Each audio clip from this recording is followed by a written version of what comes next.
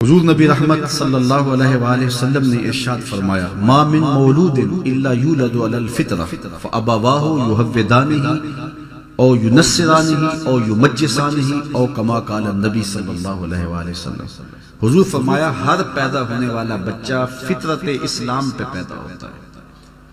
اب اس کے ماں باپ اس کو یہودی بناتے ہیں، اس کے ماں باپ اس کو عیسائی بناتے ہیں، اس کے ماں باپ اس کو مجوسی بناتے ہیں، تو گھر کا ماحول بچے کی ذہن سازی کرتا ہے تو وہ فطرتاً مسلمان پیدا ہوا ہے، اس کی طبع کے اندر اسلام رکھا گیا تھا، تو ماں باپ کی تربیت اسے جس سانچے میں ڈھالنا چاہے ڈھال دے، مجوسی بنانا چاہے تو مجوسی بنا دے گی، اگر وہ بت پرست ہوں گے تو بیٹا بھی بتوں کو پوجنے لگ جائے گا، ان کی تعظیم بجا لائے گا، اور اگر وہ اسلامی طریقے کے مطابق اس کی تربیت کریں گے اور وہ مسلمان ہوں گے تو بچہ ایک صالح مسلمان کی صورت کے اندر معاشرے کا ایک صالح فرد بنے گا۔ اس لیے بچے کی تربیت کا جوہر ماں باپ کے ہاتھ میں ہے، اور اس میں پہلی درسگاہ ماں کی گود ہے۔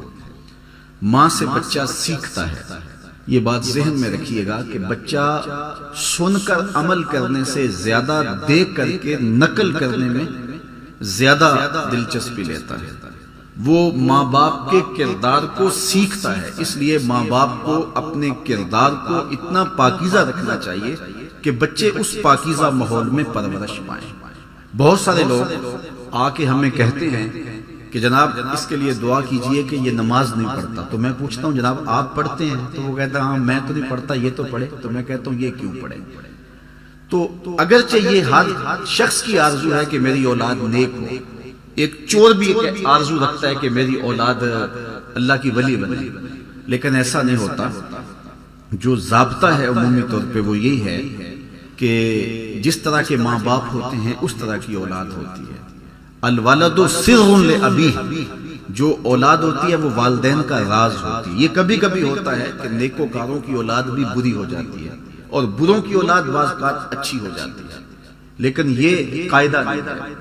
قاعدہ یہ ہے کہ اچھوں کی اولاد اچھی ہوتی ہے، اچھی تربیت کے ماحول میں پلنے والے بچے صالح ہوتے ہیں، اور برے ماحول میں پرورش پانے والے بچے برے ہوتے ہیں۔ تو اس لیے اپنے گھر کا ماحول جب آپ اچھا بنائیں گے، فرمایا گیا گھروں کو قبرستان نہ بناؤ، کیونکہ جب گھروں میں نماز پڑھو گے تو بچے تمہاری نقالی کریں گے۔ امام غزالی کا بھی قول میں نے آپ کے سامنے رکھا کہ ہر عمل پہلے ریا ہوتا ہے، پھر عادت بنتی ہے اور پھر عبادت بنتی ہے۔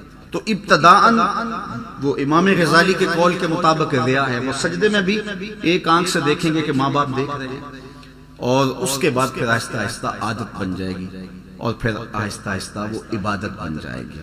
اور یہ بات ذہن میں رہے کہ جو بچے بچپن میں نیک عمل کرتے ہیں، بلوغت کے بعد احکام شریعہ کا نفاذ ہوتا ہے، لیکن جو بچے بچپن میں صالح اور نیک عمل کرتے ہیں ان کا ثواب ماں باپ کے نامہ اعمال میں لکھا جاتا ہے۔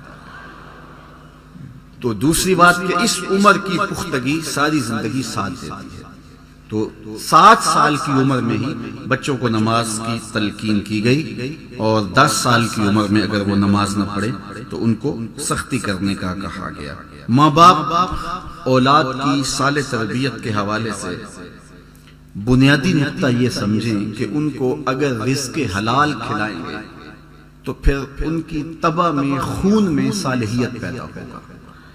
جب اولاد کو حرام کھلایا جائے گا تو اس کے اثرات بد ظاہر ہوں گے، اور آپ کی محنت کوشش کے باوجود بھی وہ سدھر نہیں پائیں گے، اس لیے کہ آپ نے ان کو لقمہ حلال نہیں کھلایا۔